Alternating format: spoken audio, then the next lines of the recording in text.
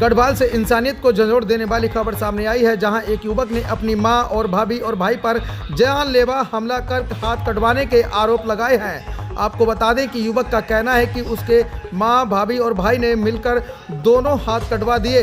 Police ने मामले की जांच शुरू कर मुकदमा दर्ज कर लिया है। नाम है भाई आपका? मेरा नाम अंग्रेज है, लाला रहने वाला साल गाँव से। हाँ। मेरी मम्मी का नाम है। आपके साथ क्या हुआ ये? मैं मुंबई में काम करता था, मुंबई से आया हूँ। ये दूसरा वाला भाई है मेरा, उसने मेरे को धमकी दिया है हाँ। कि मम्मी को समझा करके मेरे को घर पे बुलाया है। मेरे को मैं घर पे आया हूँ। फिर उसकी क्या बीवी भाई है, का नाम क्या है आपका? पूरब सिंह। अच्छा, और पूरा नाम पूरा? बिष्ट। अच्छा। और उसकी बीवी है, उसका बीवी है थोड़ा मोटा दिमाग का। उसकी बीवी ने बोला है कि ऐसा वैसा करो, अब उसको मत समझाओ, उसकी अपनी मम्मी को मत बोलो कुछ, क्योंकि पहले उन्होंने मेरे को घर पे बुला दिया, उनके साथ लफड़ा कर दिया। अब उनके साथ सही हो गया, मेरे को मार रहे हैं उल्टा। हाथों को किसने क्या आपके हाथ को क्या हुआ? मम्मी ने और भाई ने, भाभी ने हाँ। चाकू मारा है, चाकू से काटा। दोनों हाथ? हाँ। पूरी हड्डियाँ बाहर निकाल के, पूरा हड्डी निकाल के फिर कल डॉक्टर के पास कटवा दिया पूरा। कब हुआ ये घटना, कब हुई? ये कल ही पर दो।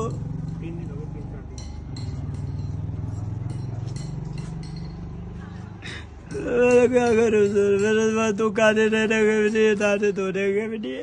अच्छा, उम्र क्या होगी आपकी? 25 साल। 25 साल। अच्छा, पूरा नाम क्या बोला आपने? अंग्रेज?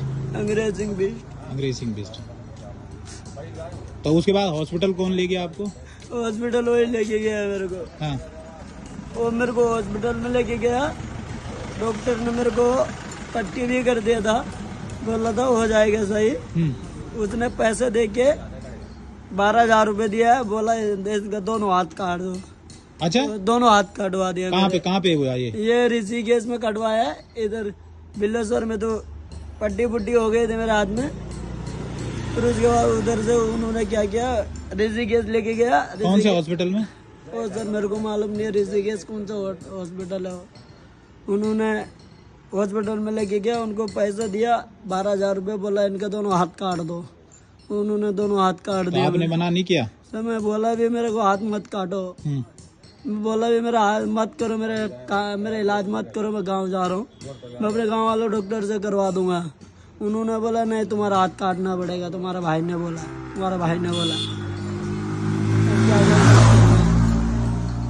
अभी आप घर से यहाँ कैसे आए? अभी गाड़ी से आया हूँ, दोस्त के साथ आया हूँ। हरिद्वार के लक्सर फ्लाईओवर पर दिन दिहाड़े सनसनीखेज वारदात। अज्ञात बाइक सवार बदमाशों ने पेशी पर ले जा रहे खूंखार अपराधी पर की फायरिंग।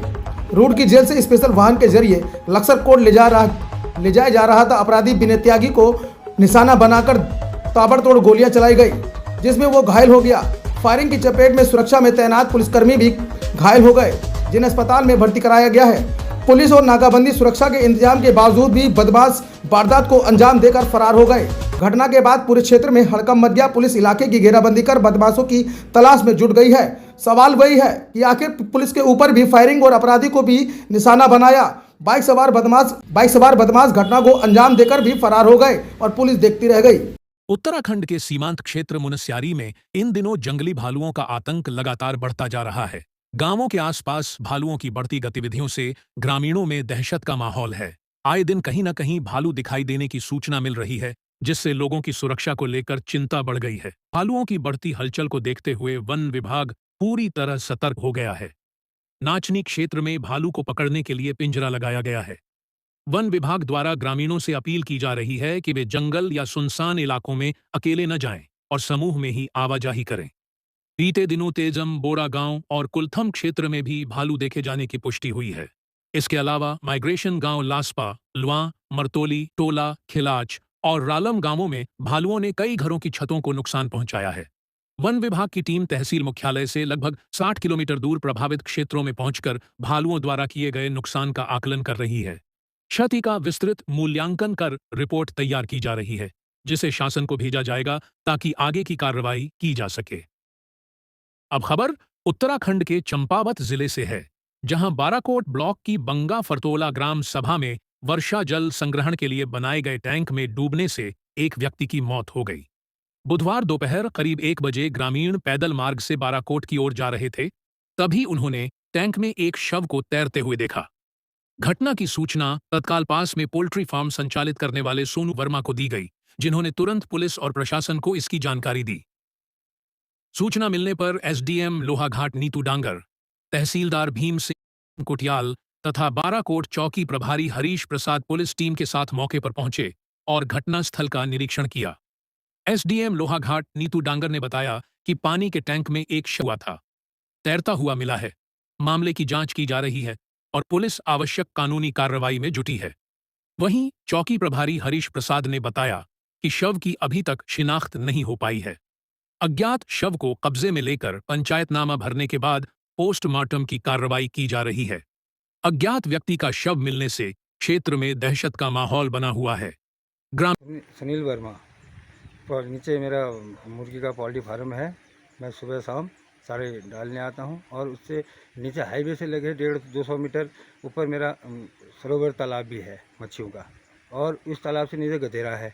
गधेरे में एक पानी हानि धोने के लिए इकट्ठा एक तालाब जैसा बना रखा है। उसमें एक अनजान व्यक्ति सुबह दिन में मरा हुआ मिला,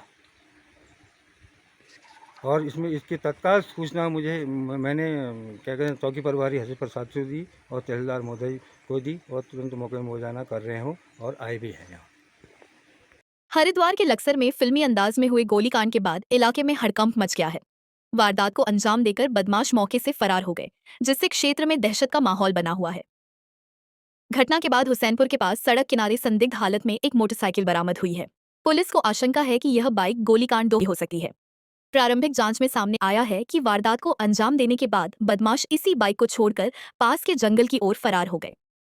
मोटरसाइकिल की बरामदगी के बाद पुलिस ने पूरे इलाके को घेर लिया है। जंगल क्षेत्र में बड़े पैमाने पर कॉम्बिंग ऑपरेशन शुरू कर दिया गया है। मौके पर भारी संख्या में पुलिस बल तैनात है और हर आने जाने वाले पर कड़ी नजर रखी जा रही है। पुलिस अधिकारियों का कहना है कि बदमाशों की तलाश तेज कर दी गई है और पूरे क्षेत्र में अलर्ट जारी कर दिया गया है। आसपास के थानों की फोर्स भी सर्च ऑपरेशन में जुटी हुई है। पुलिस जल्द ही आरोपियों को पकड़ने का दावा कर रही है।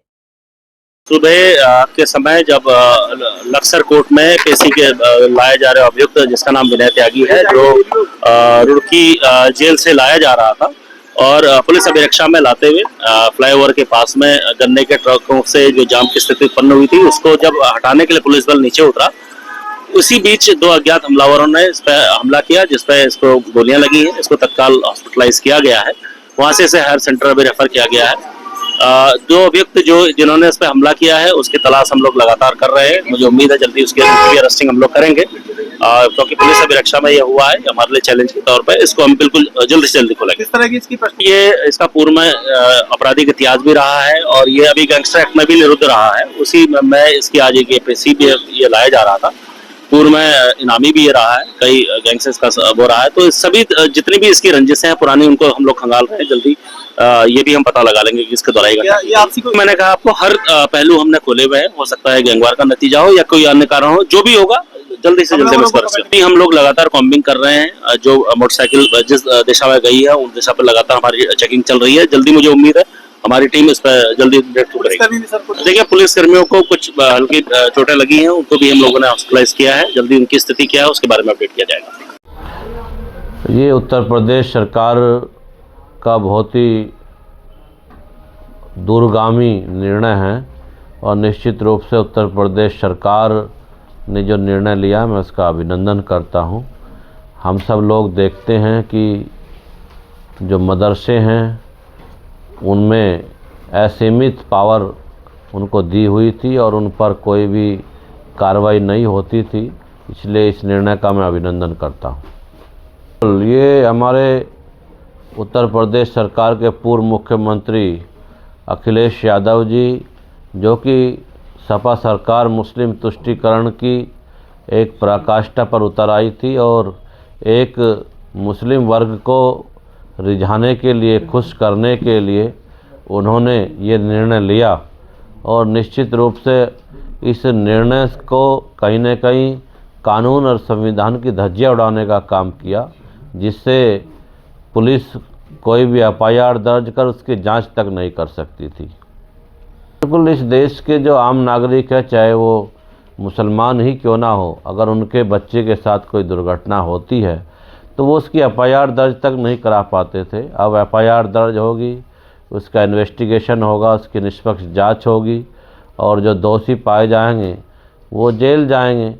तो ये एक प्रकार से मुसलमानों के ही हित का कानून है और उनको भी इसका अभिनंदन करना चाहिए, क्योंकि कोई भी दुर्घटना किसी मुस्लिम मदरसे में बच्चे के साथ होती थी तो वो उसकी जांच तक भी नहीं हो पाती थी, उसकी FIR तक दर्ज नहीं होती थी। इसलिए ये निर्णय संवैधानिक रूप से बहुत ही उत्तम निर्णय है और ये संविधान को मजबूत करने वाला निर्णय है।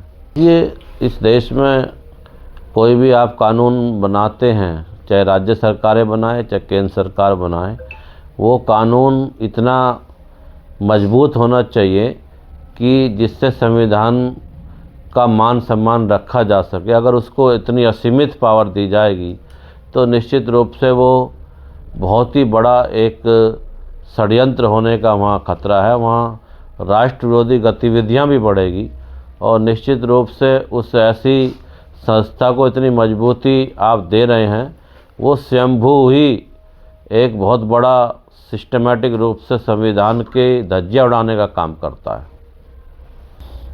बिल्कुल, हम तो कॉमन सिविल कोड की मांग करते रहे हैं और इस देश में एक ही कानून होना चाहिए शिक्षा के लिए, चाहे वो मदरसा हो चाहे गुरुकुल हो। और गुरुकुलों की हालत जो है उत्तर प्रदेश में वो हम सब जानते हैं, वो किसी से छिपी नहीं है।